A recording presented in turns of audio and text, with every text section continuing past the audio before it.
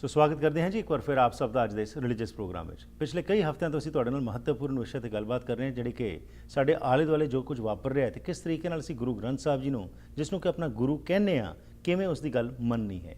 ਇਸੇ ਸੰਬੰਧ ਵਿੱਚ ਗਿਆਨੀ ਜਗਦੀਸ਼ ਸਿੰਘ ਜੀ, ਜਿਹੜੇ ਕਿ ਗੁਰਦੁਆਰਾ ਸਿੰਘ ਸਭਾ ਸਰੀ ਵਿੱਚ ਮੁੱਖ ਸੇਵਾਦਾਰ ਵਜੋਂ ਸੇਵਾ ਨਿਭਾ ਰਹੇ ਨੇ, ਸਾਡੇ ਕੋਲ ਆ ਕੇ ਸਾਂਝ ਪਾ ਰਹੇ ਨੇ। ਇਹ ਗੱਲਾਂ ਜਿਹੜੀਆਂ ਹੋ ਰਹੀਆਂ ਨੇ ਜੀ, ਜੋ ਆਲੇ ਦੁਆਲੇ ਅਸੀਂ ਦੇਖ ਰਹੇ ਹਾਂ, ਉਸ ਨੂੰ ਮੁੱਖ ਰੱਖ ਕੇ ਗੱਲ ਕਰ ਰਹੇ ਹਾਂ। ਤੁਹਾਡੇ ਕੋਲ ਵੀ ਕੋਈ ਸਵਾਲ ਹੋਏ, ਕਿਉਂਕਿ ਇਹ ਸੀਰੀਜ਼ ਕੰਟੀਨਿਊ ਰਹੇਗੀ ਅਤੇ ਕੋਈ ਪਰਟੀਕੁਲਰ ਅਸੀਂ ਆਰਡਰ ਨਹੀਂ ਫੜਿਆ ਹੋਇਆ ਕਿ ਜੋ ਗੱਲ ਹੁੰਦੀ ਹੈ ਉਸ ਵਿੱਚੋਂ ਹੀ ਕੋਸ਼ਿਸ਼ ਕਰਨੇ ਕਿ ਉਸ ਦਾ ਸਵਾਲ ਮਿਲ ਜਾਏ ਜਵਾਬ ਤੇ ਉਸ ਨੂੰ ਅੱਗੇ ਲੈ ਕੇ ਚੱਲੀਏ। ਅੱਜ ਦਾ ਵਿਸ਼ਾ ਜਿਸ ਦੇ ਵਿੱਚ ਅਸੀਂ ਗੱਲਬਾਤ ਕਰਾਂਗੇ ਕਿ ਪਿਛਲੇ ਹਫ਼ਤੇ ਭਾਈ ਸਾਹਿਬ ਨੇ ਇੱਕ ਇੰਪੋਰਟੈਂਟ ਟੌਪਿਕ ਨੂੰ ਟੱਚ ਕੀਤਾ ਸੀ, ਪ੍ਰਚਾਰਕਾਂ ਦੇ ਬਾਰੇ। ਪ੍ਰਚਾਰਕਾਂ ਦਾ ਇੱਕ ਬਹੁਤ ਅਹਿਮ ਰੋਲ ਹੈ ਤੇ ਕਿਉਂਕਿ ਪ੍ਰਚਾਰਕਾਂ ਦੀ ਇੱਕ ਸੋਚ ਇੱਕ ਪਰਟੀਕੁਲਰ ਸਿਧਾਂਤ 'ਤੇ ਨਹੀਂ ਜੁੜੀ ਹੋਈ, ਇਸ ਕਰਕੇ ਇੱਕ ਗੁਰਦੁਆਰਾ ਸਾਹਿਬ ਵਿੱਚ ਕੁਝ ਵੱਖਰਾ ਪ੍ਰਚਾਰ ਹੋ ਰਿਹਾ ਹੈ, ਦੂਸਰੇ 'ਚ ਕੁਝ ਹੋਰ ਹੋ ਰਿਹਾ ਹੈ। ਅਕਾਲ ਤਖਤ ਦੀ ਮਰਿਆਦਾ ਅਸੀਂ ਕਹਿ ਤਾਂ ਦਿੰਦੇ ਹਾਂ ਜੀ ਸਭ 'ਤੇ ਲਾਗੂ ਹੋਣੀ ਚਾਹੀਦੀ ਹੈ, ਪਰ ਕੀ ਉਸ ਨੂੰ ਅਸੀਂ ਫੋਲੋ ਕਰ ਰਹੇ ਹਾਂ?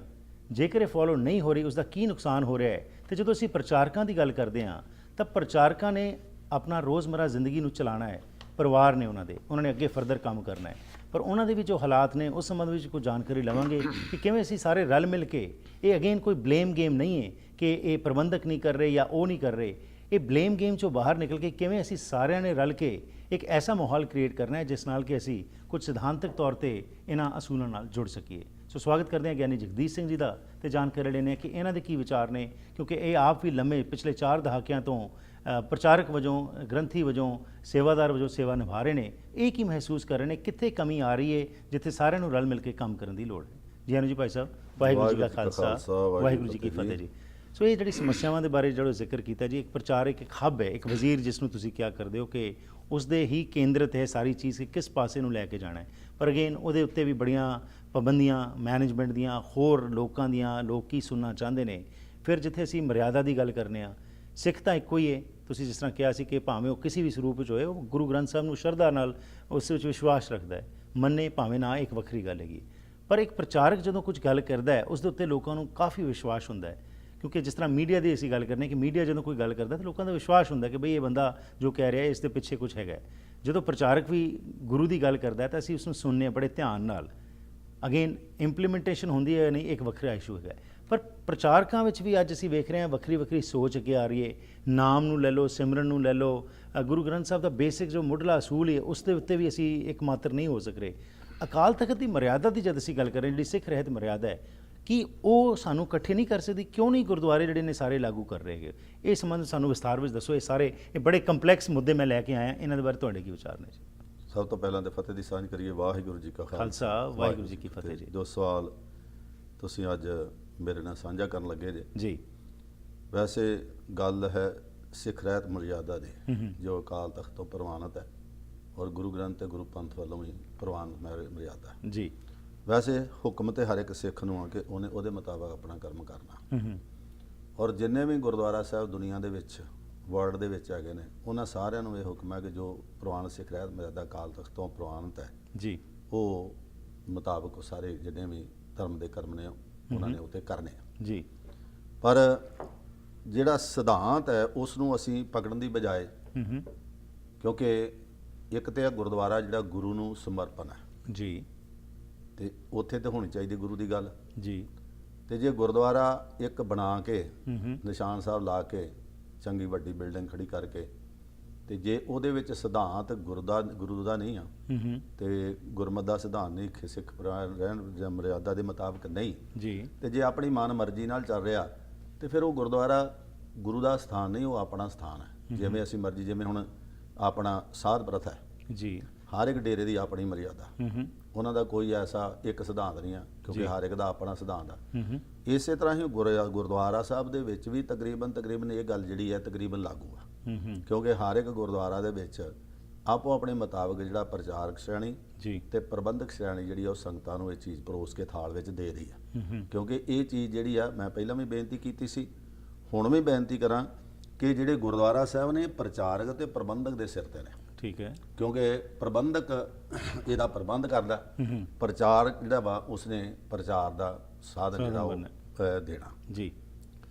ਹੁਣ ਗੱਲ ਜਿਹੜੀ ਆ ਗੁਰੂ ਦੇ ਵਜ਼ੀਰ ਤੋਂ ਲੈ ਕੇ ਸਾਰੀ ਪ੍ਰਚਾਰਕ ਸ਼੍ਰੇਣੀ ਤੱਕ ਆਉਂਦੀ ਆ ਜੀ, ਜਿਹਦੇ ਵਿੱਚ ਦਾਸ ਵੀ ਆ, ਕਿਉਂਕਿ ਦਾਸ ਤਕਰੀਬਨ ਪਿਛਲੇ 1978 ਤੋਂ ਇਸ ਸੇਵਾ ਵਿੱਚ ਲਗਾਤਾਰ ਚੱਲਦਾ ਆ ਰਿਹਾ। ਠੀਕ।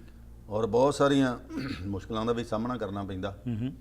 ਔਰ ਵੈਸੇ ਮਹਾਰਾਜ ਦੀ ਬਖਸ਼ਿਸ਼ ਹੈ, ਵੈਸੇ ਜਾਂ ਕਿਰਪਾ ਤੁਸੀਂ ਸਮਝ ਲਓ ਕਿ ਮੈਂ ਵੈਸੇ ਜਿੱਥੇ ਵੀ ਸੇਵਾ ਕੀਤੀ ਆ ਉੱਥੇ ਪ੍ਰਬੰਧਕ ਦੇ ਨਾਲ ਤੇ ਆਪਣੇ ਨਾਲ ਮੈਂ ਸਹਿਮਤ ਹੋ ਕੇ ਸੇਵਾ ਕੀਤੀ ਆ। ਠੀਕ ਹੈ। ਔਰ ਅੱਜ ਤੱਕ ਮੈਨੂੰ ਕਿਸੇ ਪ੍ਰਬੰਧਕ ਵੱਲੋਂ ਕਦੀ ਇਹੋ ਜੀ ਗੱਲ ਠੋਸ ਕੇ ਨਹੀਂ ਕਹੀ ਗਈ ਠੀਕ ਹੈ ਕਿ ਤੁਸੀਂ ਗਿਆਨੀ ਜੀ ਇਹ ਪ੍ਰਚਾਰ ਨਹੀਂ ਕਰ ਸਕਦੇ। ਇਹ ਠੀਕ ਹੈ, 1997 ਦੇ ਵਿੱਚ ਮੇਰੇ ਨਾਲ ਇਹ ਘਟਨਾ ਵਾਪਰੀ ਆ। ਔਰ ਤੁਹਾਨੂੰ ਪਤਾ ਕਿ ਜਦੋਂ ਅਕਾਲ ਤਖਤ ਤੋਂ ਲੰਗਰ ਦਾ ਹੁਕਮਨਾਮਾ ਜਾਰੀ ਕੀਤਾ ਗਿਆ ਸੀ, ਠੀਕ ਹੈ। ਤੇ ਉਦੋਂ ਦਾਸ ਗੁਰਦੁਆਰਾ ਖਾਲਸਾ ਦੀਵਾਨ ਸੁਸਾਇਟੀ ਰੌ ਸਟਰੀਟ ਤੇ ਹੈੱਡ ਗ੍ਰੰਥੀ ਦੀ ਸੇਵਾ ਕਰਦਾ ਸੀ। ਅੱਛਾ ਜੀ। ਤੇ ਉਸ ਵਕਤ ਆਣ ਕੇ ਮੈਂ ਇਹ ਪ੍ਰਚਾਰ ਜਿਹੜਾ ਸੀ ਰੋਜ਼ ਦੀ ਕਥਾ ਜਿਵੇਂ ਕਰਦਾ, ਮੈਂ ਇੰਡੀਆ ਗਿਆ ਸੀ, ਇੰਡੀਆ ਤੋਂ ਬਾਅਦ ਆਣ ਕੇ ਆਉਂਦੇ ਪਹਿਲੇ ਦਿਨ ਜਿਹੜੀ ਮੈਂ ਕਥਾ ਕੀਤੀ ਸੀ ਵੀ ਸਾਨੂੰ ਇਹ ਜਿਹੜਾ ਹੁਕਮਨਾਮਾ ਆਇਆ ਇਹ ਸਾਡੀ ਸਰਵਉੱਚ ਅਦਾਲਤ ਅਕਾਲ ਤਖਤ ਤੋਂ, ਠੀਕ ਹੈ, ਇਹ ਸਾਨੂੰ ਮੰਨਣਾ ਜ਼ਰੂਰੀ ਹੈ, ਚਾਹੇ ਇਹ ਕਿਸੇ ਤਰੀਕੇ ਨਾਲ ਵੀ ਹੈ। ਲੇਕਿਨ ਜਿੱਥੇ ਅਸੀਂ, ਕਿਉਂਕਿ ਉਸ ਤੋਂ ਪਹਿਲਾਂ ਕੁਝ ਸੁਸਾਇਟੀਆਂ ਨੇ ਰਲ ਕੇ ਆਪਣੀ ਯੋਜਨਾ ਬਣਾਈ ਹੋਈ ਸੀ ਜੀ ਕਿ ਗੁਰਦੁਆਰਾ ਸਾਹਿਬ ਦੇ ਵਿੱਚ ਜਿਹੜੀ ਇਹ ਹੁਕਮਨਾਮਾ ਆਇਆ ਇਹਦਾ ਬਿਲਕੁਲ ਕਿਸੇ ਨੇ ਗੱਲ ਨਹੀਂ ਕਰਨੀ। ਅੱਛਾ ਜੀ। ਔਰ ਮੈਂ ਬੇਨਤੀ ਕਰਾਂ ਕਿ ਇਹ 'ਚ ਮੈਨੂੰ ਕੋਈ ਝਿਜਕ ਵੀ ਨਹੀਂ, ਜੋ ਸੱਚ ਸੱਚ ਹੀ ਆ। ਔਰ ਬਹੁਤ ਸਾਰੇ ਲੋਕਾਂ ਨੂੰ ਇਸ ਗੱਲ ਦਾ ਪਤਾ ਹੀ ਨਹੀਂ ਆ ਜੀ ਕਿ ਉਹ ਹੁਕਮਨਾਮੇ ਵੇਲੇ ਜੋ ਗੱਲ ਹੋਈ ਆ ਉਹ ਕਿਵੇਂ ਹੋਈ ਆ। ਰਾਈਟ। ਇਹ ਜਿਹੜਾ ਸਿਧਾਂਤ ਆ, ਕਿਉਂਕਿ ਪਹਿਲੀ ਗੱਲ ਤਾਂ ਬਹੁਤ ਸਾਰੇ ਲੋਕ ਤੇ ਕਹਿੰਦੇ ਆ ਭਈ ਇਹ ਹੁਕਮਨਾਮਾ ਗਿਆਨੀ ਜੀ ਨੇ ਲਿਆਂਦਾ, ਕਿਉਂਕਿ ਗਿਆਨੀ ਜੀ, ਮੈਂ ਬੇਨਤੀ ਕਰਾਂ ਕਿ ਜਿਸ ਦਿਨ ਇਹ ਹੁਕਮਨਾਮਾ ਇੱਥੇ ਆਉਂਦਾ ਜੀ, ਦਾਸ ਉਸ ਦਿਨ ਫਲਾਈਟ ਤੇ ਇੰਡੀਆ ਨੂੰ ਜਾ ਰਿਹਾ ਸੀ। ਓਕੇ। ਮੈਨੂੰ ਇੰਡੀਆ ਵਿੱਚ ਤਕਰੀਬਨ 8-10 ਦਿਨਾਂ ਬਾਅਦ ਪਤਾ ਲੱਗਾ, ਇਸ ਗੱਲ ਦਾ ਪਤਾ ਲੱਗਾ ਕਿ ਲੰਗਰ ਦੀ ਮਰਿਆਦਾ ਦਾ ਹੁਕਮਨਾਮਾ ਜਿਹੜਾ ਵਾ ਉਹ ਜਾਰੀ ਕੀਤਾ ਗਿਆ। ਜਿਸ ਵਕਤ ਉਹਨਾਂ ਨੇ ਕਿਹਾ ਵੀ ਸਾਰੇ ਪ੍ਰਚਾਰਕ ਜਿਹੜੇ ਆ 3 ਮਹੀਨੇ ਦਾ ਸਮਾਂ ਦਿੱਤਾ ਕਿ ਤੁਸੀਂ ਪ੍ਰਚਾਰ ਕਰੋ, ਸੰਗਤਾਂ ਮੰਨਦੀਆਂ ਤੇ ਠੀਕ ਹੈ, ਨਹੀਂ ਮੰਨਦੀਆਂ ਤਾਂ ਤੁਸੀਂ ਸਾਡਾ ਇਹਦਾ ਰਿਜ਼ਲਟ ਦੱਸੋ ਵੀ ਕੀ ਆ। ਠੀਕ ਹੈ। ਤੇ ਦਾਸ ਨੂੰ ਉੱਥੇ ਉਦੋਂ ਪ੍ਰਧਾਨ ਸਨ ਸਰਜੀਤ ਸਿੰਘ ਜੀ, ਉਹਨਾਂ ਨੇ ਮੈਨੂੰ ਉੱਥੇ ਫੋਨ ਕੀਤਾ ਵੀ ਗਿਆਨੀ ਜੀ ਆ ਇੱਥੇ ਹੁਕਮਨਾਮਾ ਜਾਰੀ ਹੋਇਆ। ਤੇ ਮੈਂ ਕਿਹਾ ਜੀ ਮੈਨੂੰ ਤਾਂ ਪਤਾ ਨਹੀਂ ਆ, ਕਿਉਂਕਿ ਪੰਜਾਬ 'ਚ ਤੁਹਾਨੂੰ ਪਤਾ ਨਿਊਜ਼ ਵਗੈਰਾ ਬਹੁਤ ਘੱਟ ਆਉਂਦੀਆਂ ਇਹਨਾਂ ਚੀਜ਼ਾਂ ਦੀਆਂ। ਤੇ ਮੈਂ ਜਾ ਕੇ ਜਥੇਦਾਰ ਸਾਹਿਬ ਨੂੰ ਮਿਲਿਆ, ਰਣਜੀਤ ਸਿੰਘ ਉਹਨਾਂ ਨੂੰ। ਉਸ ਤੋਂ ਬਾਅਦ ਮੈਂ ਇੱਥੇ ਜਦੋਂ ਆਇਆ ਹੀ ਆ ਜੀ, ਆ ਕੇ ਤੇ ਮੈਂ ਪਹਿਲੇ ਦਿਨ ਜਿਹੜੀ ਰੋਜ਼ਮਰਰਾ ਕਥਾ ਕਰਦਾ, ਤੁਸੀਂ ਵੀ ਸੁਣਦੇ ਜੇ ਇੱਥੇ, ਉਹਦੇ ਮੁਤਾਬਕ ਉਹਦੇ 'ਚ ਮੈਂ ਕਥਾ 'ਚ ਇਹੋ ਗੱਲ ਕਹੀ ਜੀ ਵੀ ਸਾਨੂੰ ਇਹ ਹੁਕਮਨਾਮਾ ਜਾਰੀ ਆਇਆ ਤੇ ਹਰ ਇੱਕ ਸਿੱਖ ਦਾ ਫਰਜ਼ ਬਣਦਾ ਕਿ ਅਸੀਂ ਇਸ ਹੁਕਮਨਾਮੇ ਨੂੰ ਮੰਨੀਏ, ਕਿਉਂਕਿ ਅਕਾਲ ਤਖਤ ਤੋਂ ਆਇਆ। ਇਸ ਗੱਲ ਦਾ ਨਹੀਂ ਪਤਾ ਵੀ ਉਹ ਗੱਲ ਨੂੰ ਕੀ ਮੋੜ ਲਿਆ ਗਿਆ, ਕੀ ਨਹੀਂ ਲਿਆ ਗਿਆ, ਇਸ ਦਾ ਕੋਈ ਪਤਾ ਨਹੀਂ ਜੀ। ਲੇਕਿਨ ਉਸ ਵਕਤ ਜਿਹੜਾ ਸੀ, ਇਹ ਮੈਨੂੰ ਨਹੀਂ ਸੀ ਪਤਾ ਕਿ ਇਸ ਪ੍ਰਬੰਧਕ ਸ਼੍ਰੇਣੀ ਨੇ ਜਿਹੜੀ ਹੈ, ਇਹਨਾਂ ਨੇ ਕੋਈ ਆਪਣੀ ਮੀਟਿੰਗ ਕਰਕੇ ਤੇ ਜਿੰਨੀਆਂ ਸੁਸਾਇਟੀਆਂ ਇਹਨਾਂ ਨੇ ਇਹ ਪ੍ਰਚਾਰ, ਇਹ ਗੱਲ ਕੀਤੀ ਸੀ ਕਿ ਕੋਈ ਵੀ ਸਾਡਾ ਪ੍ਰਚਾਰਕ ਜਿਹੜਾ ਉਹ ਇਹ ਗੱਲ ਨਹੀਂ ਕਰ ਸਕਦਾ। ਠੀਕ ਹੈ। ਅੱਛਾ, ਮੈਨੂੰ ਸੱਚ ਜਾਣਿਓ, ਮੈਨੂੰ ਇਸ ਗੱਲ ਦਾ ਪਤਾ ਨਹੀਂ। ਚਲੋ ਮੈਂ ਤਾਂ ਆਪਣੇ ਜੋ ਚੱਲਦਾ ਸੀ ਮਰਿਆਦਾ ਅਨੁਸਾਰ ਆਪਣੇ ਸਵੇਰੇ ਅੰਮ੍ਰਿਤ ਵੇਲੇ ਕਥਾ ਕਰਦਾ ਸੀ, ਉਹਦੇ ਵਿੱਚ ਇੰਨੀ ਗੱਲ ਹੀ ਕਹੀ ਕਿ ਸਾਨੂੰ ਸਾਰਿਆਂ ਨੂੰ ਮੰਨਣਾ ਚਾਹੀਦਾ। ਠੀਕ ਹੈ। ਜਿੱਥੇ ਮੈਂ ਵੀ ਪਤਾ ਲੱਗਾ ਵੀ ਜਿੱਥੇ ਮੈਂ ਸਾਡੇ ਪ੍ਰਬੰਧਕ ਸ਼੍ਰੀ ਜੀ ਵੱਲੋਂ ਇਹ ਮਤਾ ਪਾਸ ਕੀਤਾ ਗਿਆ ਕਿ ਇਹਦਾ ਕੋਈ ਪ੍ਰਚਾਰ ਨਹੀਂ ਕਰ ਸਕਦਾ, ਉਦੋਂ ਇਹ ਪਾਸ ਹੁੰਦਾ ਵੀ ਅਸੀਂ ਸਾਰੇ ਪ੍ਰਚਾਰ ਕਰੀਏ, ਅਗਰ ਸੰਗਤਾਂ ਮੰਨਦੀਆਂ ਨੇ ਤੇ ਆਪਾਂ ਇਸ ਨੂੰ ਲਾਗੂ ਕਰੀਏ, ਨਹੀਂ ਮੰਨਦੀਆਂ ਤਾਂ ਉਹਨਾਂ ਨੂੰ ਦੱਸੀਏ ਵੀ ਸਾਡੇ ਵਾਸਤੇ ਮੁਸ਼ਕਲਾਂ ਹੈਗੀਆਂ ਨੇ। ਠੀਕ। ਪਰ ਤੁਸੀਂ ਇਹਦੇ ਤੇ ਮਤਲਬ ਇਹ ਆ ਵੀ ਇਸੇ ਤੋਂ ਮੈਨੂੰ ਉੱਥੇ ਜਿਹੜਾ ਸੀ ਸਸਪੈਂਡ ਕਰ ਦਿੱਤਾ ਗਿਆ ਸੀ। ਉਸ ਤੋਂ ਬਾਅਦ ਫਿਰ ਮੈਂ ਰਿਜ਼ਾਈਨ ਦਿੱਤਾ। ਆਪ ਜੀ ਨੂੰ ਸਾਰੀ ਇਸ ਕਹਾਣੀ ਦਾ ਪਤਾ। ਠੀਕ ਹੈ, ਕਿਉਂਕਿ ਮੈਨੂੰ ਉੱਥੇ ਪਹਿਲੀ ਵਾਰ ਇਹ ਗੱਲ ਹੋਈ ਸੀ ਗਿਆਨੀ ਜੀ ਵੀ ਤੁਸੀਂ ਇੱਥੇ ਸਾਡੇ ਨਹੀਂ ਕਰਸੇ। ਮੈਂ ਉਸ ਤੋਂ ਬਾਅਦ ਇਸੇ ਹੀ ਕਮੇਟੀ ਦੇ ਨਾਲ, ਕਿਉਂਕਿ ਕਮੇਟੀ ਉਦੋਂ ਚੇਂਜ ਹੋ ਚੁੱਕੀ ਸੀ, ਨਵੇਂ ਪ੍ਰਬੰਧਕ ਸਨ। ਇਹ ਜਿਹੜੇ ਪ੍ਰਬੰਧਕ ਹੁਣ ਤੱਕ, ਅਜੇ ਮੈਂ 1991 'ਚ ਇੱਥੇ ਆਇਆ, ਉਦੋਂ ਵੀ ਸਰਦਾਰ ਕੁੰਨਲ ਸਿੰਘ ਸੱਜਣ ਹੋਣੀ ਸੀ ਸਾਡੇ ਪ੍ਰਧਾਨ, ਤੇ ਦਲਜੀਤ ਸਾਰੇ ਮੈਂਬਰ ਸੀ। ਹੁਣ ਅੱਜ ਵੀ ਉਹ ਤਕਰੀਬਨ ਮੈਂਬਰ ਚੱਲਦੇ, ਵਿੱਚੋਂ ਤਬਦੀਲੀਆਂ ਹੋ ਰਹੀਆਂ, ਕੋਈ ਦੂਜੇ ਆ ਰਹੇ ਦੂਜੇ।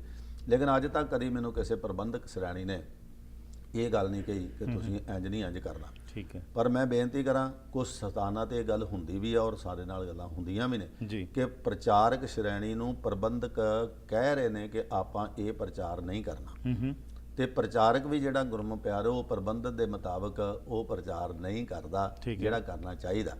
ਹੁਣ ਇਹ ਮਰਿਆਦਾ ਦੀ ਗੱਲ ਤੁਸੀਂ ਕੀਤੀ, ਹੁਣ ਇਹ ਮਰਿਆਦਾ ਤੇ ਜਿਹੜੀ ਅਕਾਲ ਤਖਤ ਦੀ ਆ, ਇਹ ਤੇ ਸਾਰੇ ਸਿੱਖ ਵਾਸਤੇ ਪ੍ਰਮਾਣਿਤ ਆ ਨਾ। ਠੀਕ। ਭਾਵੇਂ ਜੋ ਕੋਈ ਵੀ ਸੰਸਥਾ ਹੋਵੇ, ਹਾਂਜੀ, ਚਾਹੇ ਉਹ ਤੁਸੀਂ ਮਤਲਬ ਆ ਵੀ ਜਿਹੜੀ ਵੀ ਸੰਸਥਾ ਨਾਲ ਮਰਜ਼ੀ ਹੈ, ਲੇਕਿਨ ਗੁਰਦੁਆਰੇ ਦੇ ਵਿੱਚ ਤੇ ਪ੍ਰਵਾਨਿਤ ਸਿੱਖ ਰਹਿਤ ਮਰਿਆਦਾ ਜਿਹੜੀ ਸਾਨੂੰ ਦੱਸੀ ਆ ਉਹ ਲਾਗੂ ਹੋਣੀ ਚਾਹੀਦੀ ਹੈ ਜੀ। ਹੁਣ ਸਾਡੇ ਗੁਰਦੁਆਰਿਆਂ ਦੇ ਵਿੱਚ ਬਹੁਤ ਸਾਰਿਆਂ ਦੇ ਵਿੱਚ ਇੱਕ ਤੇ ਅਕਾਲ ਤਖਤ ਦੀ ਮਰਿਆਦਾ ਦੇ ਕਰਕੇ ਹੀ ਅਸੀਂ ਉੱਥੋਂ ਜਿਹੜਾ ਸੀ ਰੌ ਸਟਰੀਟ ਤੋਂ ਇੱਕ ਪਾਸੇ ਹੋਏ। ਉਸ ਤੋਂ ਬਾਅਦ ਜਿੰਨੇ ਵੀ ਗੁਰਦੁਆਰੇ ਹੋਂਦ ਵਿੱਚ ਆਏ ਨੇ, ਉਹਨਾਂ ਦਾ ਪਹਿਲਾ ਇਹ ਸੀ ਕਿ ਅਸੀਂ ਅਕਾਲ ਤਖਤ ਦੀ ਮਰਿਆਦਾ ਦੇ ਮੁਤਾਬਕ ਆਪਣੇ ਗੁਰਦੁਆਰੇ ਜਿਹੜੇ ਨੇ ਇਹਨਾਂ ਨੂੰ ਸ਼ੁਰੂ ਕੀਤਾ ਜੀ। ਉਸ ਤੋਂ ਬਾਅਦ ਗੁਰਮੁਖ ਪਿਆਰਿਓ ਤੋਂ ਆਪਾਂ ਜਾਣਦੇ ਹੀ ਹਾਂ ਕਿ ਉਹ ਜਿਹੜੀ ਆ ਅਕਾਲ ਕੋ ਦਮਦਮੀ ਟਕਸਾਲ ਦੀ ਜੋ ਉਹਨਾਂ ਦੀ ਆਪਣੀਆਂ, ਮੈਂ ਨਹੀਂ ਕਹਿੰਦਾ ਕਿ ਨਹੀਂ, ਠੀਕ ਹੈ, ਉਹਨਾਂ ਨੂੰ ਮੁਬਾਰਕ ਉਹ ਕਰ ਰਹੇ ਨੇ, ਮੈਂ ਨਹੀਂ ਉਹਨਾਂ ਦੇ ਵਿੱਚ ਕੁਝ ਕਹਿੰਦਾ। ਲੇਕਿਨ ਇੱਥੋਂ ਪ੍ਰੋਬਲਮ ਇਹ ਆ ਰਹੀ ਹੈ ਨਾ ਕਿ ਉਹਨਾਂ ਦਾ ਆਪਣਾ ਵਾ, ਸਾਡਾ ਆਪਣਾ ਸਿਧਾਂਤ ਆ। ਹੁਣ ਗੁਰਦੁਆਰੇ ਦੇ ਵਿੱਚ ਸਭ ਤੋਂ ਵੱਡਾ ਤੇ ਹੁਣ ਪ੍ਰਚਾਰ ਦੀ ਸ਼੍ਰੇਣੀ ਜਿਹੜੀ ਚੀਜ਼ ਹੈਗਾ ਮੀਡੀਆ ਜੀ। ਹੁਣ ਜਦੋਂ ਮੀਡੀਆ ਵਿੱਚ ਸੰਗਤਾਂ ਵੇਖਦੀਆਂ ਨੇ ਕਿ ਮਾਲਟਨ ਵਿੱਚ ਕੀ ਹੋ ਰਿਹਾ, ਉਥੇ ਸਾਰੇ ਜਿੰਨੇ ਗੁਰਮੁਖ ਪਿਆਰੇ ਸਿੱਖ ਮਰਿਆਦਾ ਦੇ ਵਿੱਚ ਜਿਹੜੇ ਨਹੀਂ ਕਰਮ ਲਿਖੇ ਉਹ ਹੋ ਰਹੇ ਨੇ ਔਰ ਹੋ ਰਹੇ ਨੇ, ਕੀਤੇ ਜਾ ਰਹੇ ਨੇ। ਅੱਛਾ, ਇੱਕ ਕੱਲਾ ਗੁਰਦੁਆਰਾ ਜਾਂ ਇੱਕ ਗੱਲਾਂ ਹੁਣ ਜਿਸ ਤਰ੍ਹਾਂ ਸਿੰਘ ਸਭਾ ਗੁਰਦੁਆਰੇ ਦੇ ਵਿੱਚ ਇਸ ਗੱਲ ਦਾ ਪ੍ਰਚਾਰ ਕਰਨ ਦਾ ਅਸੀਂ ਪੂਰਾ ਯਤਨ ਕਰ ਰਹੇ ਹਾਂ। ਹੁਣ ਕੱਲਾ ਸਿੰਘ ਸਭਾ ਗੁਰਦੁਆਰਾ ਕੀ ਕਰੂ ਜਾਂ ਮੈਂ ਕੱਲਾ ਪ੍ਰਚਾਰਕ ਉੱਥੇ ਕੀ ਕਰੂੰਗਾ, ਜਦੋਂ ਸਾਰੇ ਪ੍ਰਚਾਰਾਂ ਦੀ ਜਿਹੜੀ ਹੈ ਉਹ ਇੱਕ ਆ ਵੀ ਅਸੀਂ ਇਹ ਜੋ ਕਰਨਾ ਉਹ ਕਰਨਾ। ਜਿਵੇਂ ਹੁਣ ਮ੍ਰਿਤਕ ਜਦੋਂ ਅਸੀਂ ਫਿਊਨਰਲ ਹੋਮ ਦੇ ਵਿੱਚ ਜਾਂਦੇ ਹਾਂ, ਉੱਥੇ ਕਿਤੇ ਨਹੀਂ ਲਿਖਿਆ ਕਿ ਜਪਜੀ ਸਾਹਿਬ ਦਾ ਪਾਠ ਕਰਨਾ, ਲੇਕਿਨ ਕੋਈ ਜਪਜੀ ਸਾਹਿਬ ਦਾ ਪਾਠ ਕਰਦਾ, ਕੋਈ ਸੁਖਮਨੀ ਸਾਹਿਬ ਦਾ ਪਾਠ ਕਰਦਾ। ਸਮਾਂ ਜਿਹੜਾ ਬਹੁਤ ਸਮਾਂ ਲੱਗ ਜਾਂਦਾ ਉੱਥੇ। ਤੇ ਉਹ ਆ ਵੀ ਜੋ ਤੁਸੀਂ ਥੋੜਾ ਬੜਾ ਗੁਰਮਤਿ ਦਾ ਪ੍ਰਚਾਰ ਕਰਕੇ, ਅਰਦਾਸ ਕਰਕੇ ਤੇ ਅੰਤਮ ਸੰਸਕਾਰ ਕਰਕੇ, ਸੋਲੇ ਦਾ ਪਾਠ ਕਰਕੇ ਤੇ ਆਪਾਂ ਤੁਸੀਂ ਉਸ ਨੂੰ ਪੂਰਨ ਸੰਪੂਰਨ ਕਰਦੇ ਹੋ। ਉਹ ਹੁਣ ਪ੍ਰਬੰਧਕਾਂ ਵੱਲੋਂ ਵੀ, ਕਿਉਂਕਿ ਮੈਂ ਸੁਣਦਾ, ਮੈਂ ਇਹਨੂੰ ਵਿੱਚ ਕੋਈ ਆ ਨਹੀਂ ਕਿ ਪ੍ਰਬੰਧਕਾਂ ਨੇ ਠੋਸ ਕੇ ਕਿਹਾ ਵਾ ਪ੍ਰਚਾਰਕ ਨੂੰ, ਗ੍ਰੰਥੀ ਨੂੰ, ਕਿ ਤੂੰ ਉੱਥੇ ਜਾ ਕੇ ਜਪਜੀ ਸਾਹਿਬ ਦਾ ਪਾਠ ਕਰਨਾ, ਜੇ ਤੂੰ ਨਹੀਂ ਕਰਦਾ ਤੇਰੇ ਵਾਸਤੇ ਗਲਤ ਹੈ, ਤੂੰ ਕਰਨਾ। ਪਰ ਉਹ ਜਪਜੀ ਸਾਹਿਬ ਦਾ ਪਾਠ ਵੈਸੇ ਸਾਡੇ ਵਾਸਤੇ ਇਹ ਉੱਥੇ ਨਹੀਂ ਆ, ਕੋਈ ਮਰਿਆਦਾ 'ਚ ਨਹੀਂ ਲਿਖਿਆ। ਉੱਥੇ ਤੇ ਆ ਵੀ ਥੋੜਾ ਬੜਾ ਤੁਸੀਂ ਗੁਰਮਤਿ ਦੀ ਵਿਚਾਰ ਕਰੋ ਤੇ ਉਹਦੇ ਮੁਤਾਬਕ ਤੁਸੀਂ ਆਪਣੀ ਅਰਦਾਸ ਕਰਕੇ ਸੋਹਣੇ ਦਾ ਪਾਠ ਕਰਕੇ ਤੇ ਅੰਤਮ ਸੰਸਕਾਰ ਕਰ ਦਿਓ। ਉਸ ਤੋਂ ਬਾਅਦ ਬਾਕੀ ਦਾ ਪ੍ਰੋਗਰਾਮ ਗੁਰਦੁਆਰਾ ਸਾਹਿਬ ਵਿਖੇ ਹੋਏਗਾ। ਲੇਕਿਨ ਉਹ ਵੀ ਅਸੀਂ ਆਪਣੇ ਮੁਤਾਬਕ ਹੀ ਬਣਾ ਲਏ।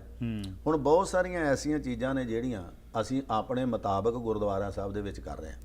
ਹੁਣ ਹੁਣ ਪ੍ਰਵਾਨ ਸਿੱਖ ਰਹਿਤ ਮਰਿਆਦਾ ਪੜ੍ਹ ਕੇ ਵੇਖ ਲਓ, ਇਹਦੇ ਵਿੱਚ ਇਹ ਲਿਖਿਆ ਕੁੰਭ ਨਹੀਂ ਹੋਣਾ ਚਾਹੀਦਾ, ਜਲ ਨਹੀਂ ਹੋਣਾ ਚਾਹੀਦਾ, ਦਾ ਮਤਲਬ ਹੈ ਧੂਫ ਨਹੀਂ ਜਗਾਉਣੀ, ਅਗਰਬੱਤੀ ਜਗਾਉਣੀ, ਸਾਰੀਆਂ ਚੀਜ਼ਾਂ ਪਰ ਇਹ ਵੱਖ-ਵੱਖ ਸਾਰਿਆਂ ਗੁਰਦੁਆਰਿਆਂ 'ਚ ਹੋ ਰਹੀਆਂ। ਜੇ ਇੱਕ ਗੁਰਦੁਆਰਾ ਨਹੀਂ ਕਰ ਰਿਹਾ ਉਹਨੂੰ ਗੁਰਮੁਖ ਪਿਆਰਿਓ ਮੁਸ਼ਕਲ ਆ ਰਹੀ ਆ, ਕਿਉਂਕਿ ਉਹ ਕਹਿੰਦੇ ਜੀ ਫਲਾਣੇ ਗੁਰਦੁਆਰੇ ਆ ਹੋ ਰਿਹਾ ਤੇ ਸਾਡੇ 'ਚ ਵੀ ਇਹ ਚੱਲ ਰਿਹਾ।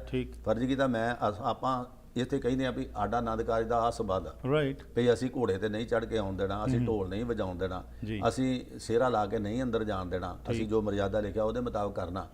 ਅੱਜ ਤੁਸੀਂ ਸੱਚ ਨਹੀਂ ਮੰਨਣਾ ਕਿ ਸਿੰਘ ਸਭਾ ਗੁਰਦੁਆਰੇ ਦੇ ਵਿੱਚ ਇਸ ਸਾਲ ਦੇ ਵਿੱਚ ਇਸੇ ਕਰਕੇ ਆਨੰਦ ਕਾਰਜ ਜਿਹੜੇ ਬਹੁਤੇ ਬੁੱਕ ਨਹੀਂ ਹੋਏ।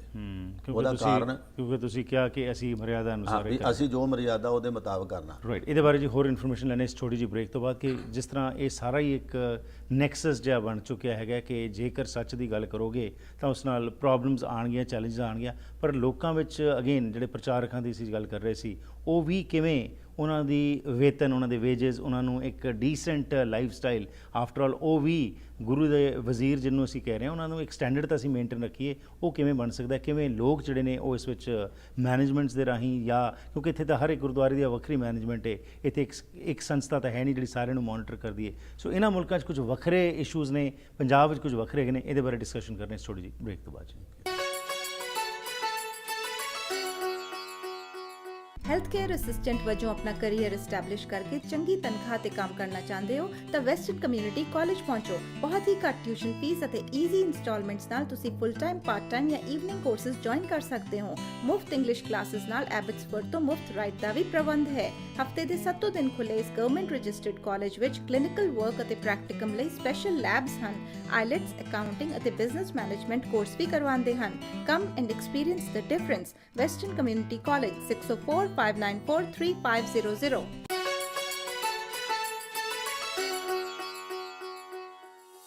ਗਿਆਨੀ ਜਗਦੀਸ਼ ਸਿੰਘ ਜੀ ਬਹੁਤ ਹੀ ਇੰਪੋਰਟੈਂਟ ਇਸ਼ੂਜ਼ ਨੂੰ ਟੱਚ ਕਰ ਰਹੇ ਨੇ, ਜਿਹੜੇ ਕਿ ਅਸੀਂ ਰੋਜ਼ ਦੇਖਦੇ ਹਾਂ ਪਰ ਕਦੀ ਸ਼ਾਇਦ ਇਹਨਾਂ ਵੱਲ ਅਸੀਂ ਧਿਆਨ ਨਹੀਂ ਦਿੱਤਾ।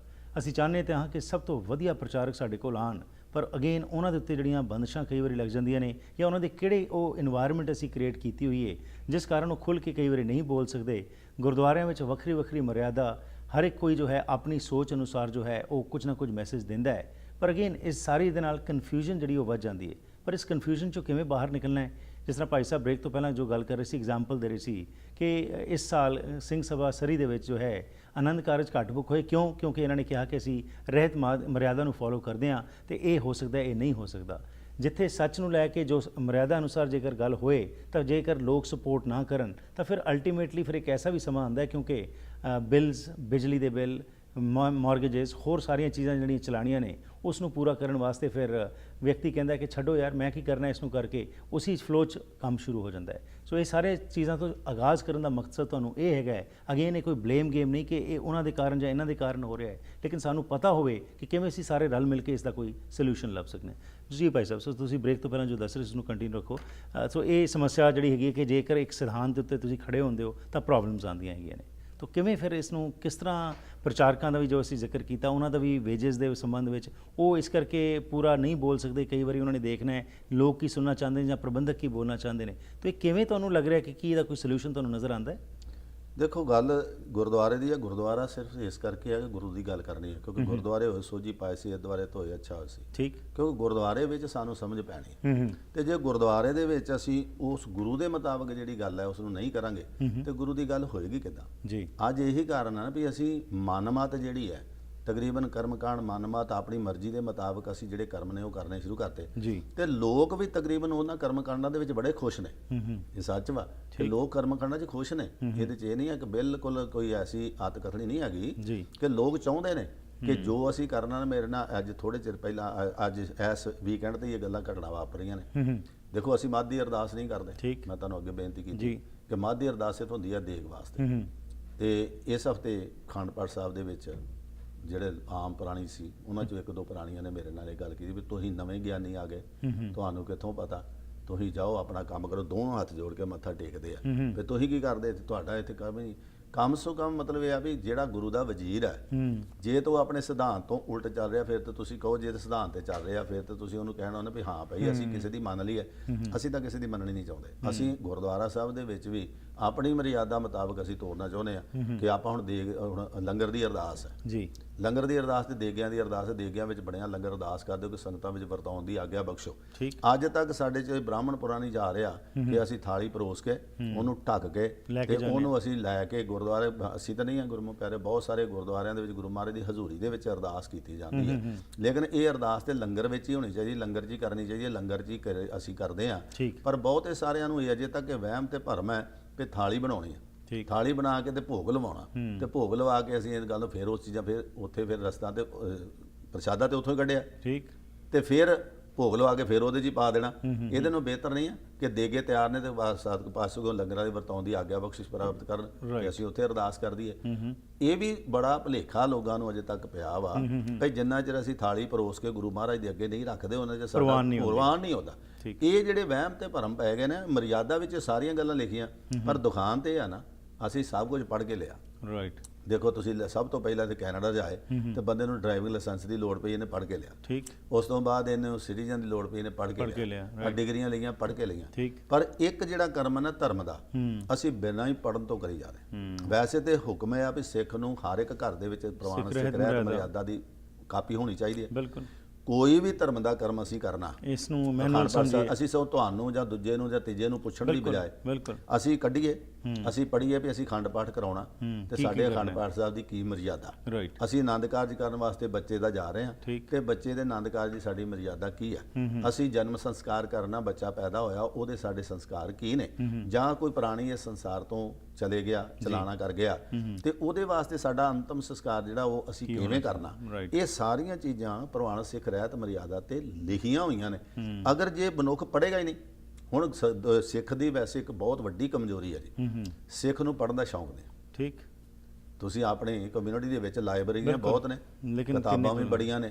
ਆ ਹੁਣ ਤੁਹਾਡੇ ਸਾਹਮਣੇ ਬੜੀਆਂ ਕਿਤਾਬਾਂ ਜਿਹੜੀਆਂ ਨੇ ਲਾਂਚ ਹੋ ਰਹੀਆਂ ਨੇ ਔਰ ਕਿਤਾਬਾਂ ਦੀ ਘੁੰਡ ਚੁਕਾਈ ਕੀਤੀ ਜਾ ਰਹੀ ਆ ਔਰ ਬੜੇ ਬੜੇ ਲਿਖਾਰੀ ਸੋਹਣੀਆਂ ਕਿਤਾਬਾਂ ਜਿਹੜੀਆਂ ਲਿਖ ਰਹੇ ਨੇ, ਪਰ ਲੈਣ ਵਾਲੇ ਤੇ ਲੈ ਜਾਂਦੇ ਆ, ਮੇਰੇ ਵਰਗੇ ਵੀ ਲੈ ਲੈਂਦੇ ਆ, ਪਰ ਪੜ੍ਹਦਾ ਕੋਈ ਨਹੀਂ ਔਰ ਪੜ੍ਹੀਆਂ ਨਹੀਂ। ਇਸੇ ਕਰਕੇ ਕਿਤਾਬਾਂ ਤਾਂ ਬਹੁਤ ਹੈ।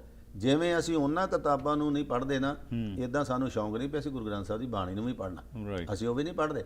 ਇਸੇ ਕਰਕੇ ਗੁਰਮੁਖ ਪਿਆਰਿਓ, ਅਸੀਂ ਸਾਰੇ ਕਾਰਜ ਤੇ ਕਰ ਰਹੇ ਹਾਂ ਤੇ ਕਾਰਜ ਜਿਹੜੇ ਕਰ ਰਹੇ ਆ ਨਾ ਅਸੀਂ ਸਿਆਣਿਆਂ ਕੋਲੋਂ ਪੁੱਛ ਲੈਨੇ ਆ ਵੀ ਆ ਫਲਾਣਾ ਸਿਆਣਾ ਵਾ, ਬਜ਼ੁਰਗ ਵਾ ਸੀ ਇਹਨਾਂ ਕੋਲ, ਹੁਣ ਉਹਨਾਂ ਨੇ ਬਜ਼ੁਰਗਾਂ ਨੇ ਆਪਣੀ ਮੁਤਾਬਕ ਦੱਸਣਾ। ਠੀਕ। ਅੱਛਾ, ਜੇ ਉਹ ਗੱਲ ਨਹੀਂ ਹੁੰਦੀ ਤੇ ਫਿਰ ਉਹ ਗਾਂਹ ਜਾ ਕੇ ਗੁਰਦੁਆਰਾ ਸਾਹਿਬ ਵਿਖੇ ਝਗੜੇ ਹੁੰਦੇ ਆ ਵੀ ਸਾਡੇ ਬਜ਼ੁਰਗ ਤੇ ਇੰਜ ਕਹਿੰਦੇ ਸੀ ਬਿਲਕੁਲ, ਤੇ ਤੁਸੀਂ ਇੰਜ ਕਰ ਦਿੱਤਾ। ਰਾਈਟ। ਹੁਣ ਇਹ ਜਿਹੜੀਆਂ ਗੱਲਾਂ ਨੇ, ਇਹ ਜਿੰਨਾ ਚਿਰ ਅਸੀਂ ਸਿੱਖ ਪ੍ਰਵਾਨਿਤ ਰਹਿਤ ਮਰਿਆਦਾ ਨੂੰ ਪੜਾਂਗੇ ਨਹੀਂ, ਉਹਨਾਂ ਚਿਰ ਸਾਡੇ ਅੰਦਰ ਗਿਆਨ ਕਿਵੇਂ ਆਏਗਾ। ਠੀਕ। ਸਭ ਤੋਂ ਪਹਿਲਾਂ ਤਾਂ ਮੈਂ ਸਾਰੀਆਂ ਸਿੱਖ ਸੰਗਤਾਂ ਨੂੰ, ਜੋ ਮਾਈ ਭਾਈ ਗੁਰਮੁਖ ਪਿਆਰੇ ਸੁਣਦੇ ਨੇ, ਉਹਨਾਂ ਨੂੰ ਮੈਂ ਇਹ ਬੇਨਤੀ ਕਰੂੰਗਾ ਵੀ ਭਾਈ, ਘਰ ਵਿੱਚ ਪ੍ਰਵਾਨਿਤ ਸਿੱਖ ਰਹਿਤ ਮਰਿਆਦਾ ਜੋ ਅਕਾਲ ਤਖਤ ਸ਼੍ਰੋਮਣੀ ਪ੍ਰਬੰਧਕ ਕਮੇਟੀ ਵੱਲੋਂ ਬਣੀ ਹੋਈ ਹੈ, ਉਸ ਨੂੰ ਘਰ ਵਿੱਚ ਰੱਖੋ ਤੇ ਹਰ ਇੱਕ ਗੁਰੂ ਦਾ ਕਰਮ ਕਰਨ ਤੋਂ ਪਹਿਲਾਂ ਤੁਸੀਂ ਗੁਰਦੁਆਰਾ ਸਾਹਿਬ ਦੇ ਜਾਣਾ, ਕਿਵੇਂ ਜਾਣਾ, ਗੁਰਦੁਆਰਾ ਕੀ ਹੈ, ਉਹਦਾ ਸਾਡਾ ਸਿਧਾਂਤ ਕੀ ਆ, ਅਸੀਂ ਜਿਹੜਾ ਕਰਮ ਕਰਨ ਵਾਸਤੇ ਜਾ ਰਹੇ ਹਾਂ ਧਰਮ ਦਾ, ਉਹਦੇ ਵਾਸਤੇ ਸਾਨੂੰ ਪ੍ਰਵਾਨਿਤ ਸਿੱਖ ਰਹਿਤ ਮਰਿਆਦਾ ਕਹਿ ਕੀ ਰਹੀ ਹੈ। ਜਦੋਂ ਅਸੀਂ ਬਾਰ-ਬਾਰ ਲੋਕਾਂ ਕੋਲੋਂ ਪੁੱਛਾਂਗੇ, ਤੁਹਾਡੇ ਕੋਲ ਪੁੱਛ ਲਿਆ, ਦੂਜੇ ਕੋਲ ਪੁੱਛ ਲਿਆ, ਤੀਜੇ ਕੋਲ ਪੁੱਛ ਲਿਆ, ਕਿਸੇ ਦਾ ਆਪਣਾ ਸਿਧਾਂਤ ਨਹੀਂ ਰਲਦਾ। ਅਸੀਂ ਫਿਰ ਉਹਨਾਂ ਮੁਤਾਬਕ ਸਾਰੇ ਕਰਮ ਕਰਨੇ ਚਾਹੁੰਦੇ ਹਾਂ। ਜਦੋਂ ਅਸੀਂ ਉਹਨਾਂ ਮੁਤਾਬਕ ਆਪਣੇ ਕਰਮ ਕਰਦੇ ਹਾਂ, ਫਿਰ ਸਾਡਾ ਉੱਥੇ ਵਿਵਾਦ ਪੈਦਾ ਹੋ ਜਾਂਦਾ, ਉੱਥੋਂ ਫਿਰ ਸਾਡਾ ਸਿਧਾਂਤ ਮਿਲਦਾ ਨਹੀਂ ਹੈ। ਅੱਜ ਇਹੀ ਕਾਰਨ ਹੈ ਨਾ ਕਿ ਸਿੰਘ ਸਭਾ ਕੁਛ ਹੋਰ ਕਰ ਰਿਹਾ, ਦਸ਼ਮੇਸ਼ ਦਰਬਾਰ ਕੁਛ ਕਰ ਰਿਹਾ, ਖਾਲਸਾ ਦਰਬਾਰ ਕੁਛ ਹੋਰ ਕਰ ਰਿਹਾ, ਰੌਸ ਹੋਰ ਕਰ ਰਿਹਾ, ਨਾਨਕ ਸਰ ਦੂਜੇ ਉਹ ਹਰ ਪਾਸੇ ਹੋਰ ਲੱਗ ਹੋ ਰਿਹਾ। ਗੱਲ ਤੇ ਇੱਥੇ ਆ ਵੀ ਜਿੰਨਾ ਜਿਹੜੇ ਸਾਡਾ ਇੱਕ ਦੀ, ਮੈਂ ਤਾਂ ਕਈ ਵਾਰ ਬੇਨਤੀ ਕੀਤੀ ਆ ਪ੍ਰਬੰਧਕ ਪ੍ਰਚਾਰਕ ਸ਼੍ਰੇਣੀ ਨੂੰ ਵੀ ਬੇਨਤੀ ਕਰਦਾ, ਪ੍ਰਬੰਧਕ ਨੂੰ, ਭਾਈ ਤੁਸੀਂ ਆਪ ਤਾਂ ਇੱਕ ਇਕੱਠ ਕਰੋ। ਰਾਈਟ। ਆਪ ਸੋਚੋ ਵੀ ਇਹ ਜਿਹੜਾ ਸਾਡੇ 'ਚ ਇਹ ਵਿਤਕਰਾ ਵਾ, ਇਹ ਵਿਤਕਰਾ ਕਿਵੇਂ ਦੂਰ ਕੀਤਾ ਜਾ ਸਕਦਾ। ਜੇ ਦਸ਼ਮੇਸ਼ ਦਰਬਾਰ ਦੇ ਵਿੱਚ ਆਹ ਕੰਮ ਚੱਲ ਰਿਹਾ ਤੇ ਸਿੰਘ ਸਭਾ ਵਿੱਚ ਵੀ ਫਰਜ਼ ਕੀਤਾ, ਸਾਡੀ ਕੋਈ ਜਿਸ ਤਰ੍ਹਾਂ ਹੁਣ ਆਨੰਦ ਕਾਰਜ ਕਰਨੇ ਨੇ, ਉਹ ਸਾਰੇ ਗੁਰਦੁਆਰਿਆਂ ਦਾ ਇੱਕ ਹੋਵੇ। ਠੀਕ। ਅੰਤਮ ਸੰਸਕਾਰ ਕਰਨਾ ਤੇ ਉਹ ਵੀ ਸੇਮ ਹੋਵੇ, ਸਾਡਾ ਮ੍ਰਿਤਕ ਸੰਸਕਾਰ ਜਿਹੜੇ ਉਹ ਵੀ ਸੇਮ ਹੋਣ, ਜਨਮ ਸੰਸਕਾਰ ਵੀ ਸਾਡੇ ਸੇਮ ਹੋਣ, ਅਰਦਾਸ ਸਾਡੀ ਇੱਕ ਹੋਵੇ, ਖਿਮਾ ਕਰਨਾ, ਭੋਗ ਲਾਉਣਾ ਸਾਡਾ ਇੱਕ, ਅਰਦਾਸ ਵੀ ਸਾਡੀ ਵੱਖਰੀ ਆ।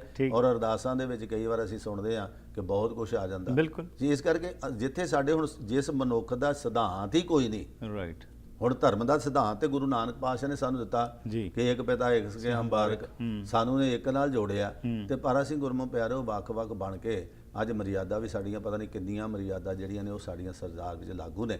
ਜਿਹੜੀ ਪ੍ਰਵਾਨਿਤ ਸਿੱਖ ਰਹਿਤ ਮਰਿਆਦਾ ਉਹ ਤੋਂ ਇਲਾਵਾ ਬਹੁਤ ਸਾਰੀਆਂ ਬਣ ਗਈਆਂ, ਕੋਈ ਕਿਸੇ ਡੇਰੇ ਦੀ, ਕੋਈ ਕਿਸੇ ਡੇਰੇ ਦੀ, ਕੋਈ ਕਿਸੇ ਡੇਰੇ ਦੀ।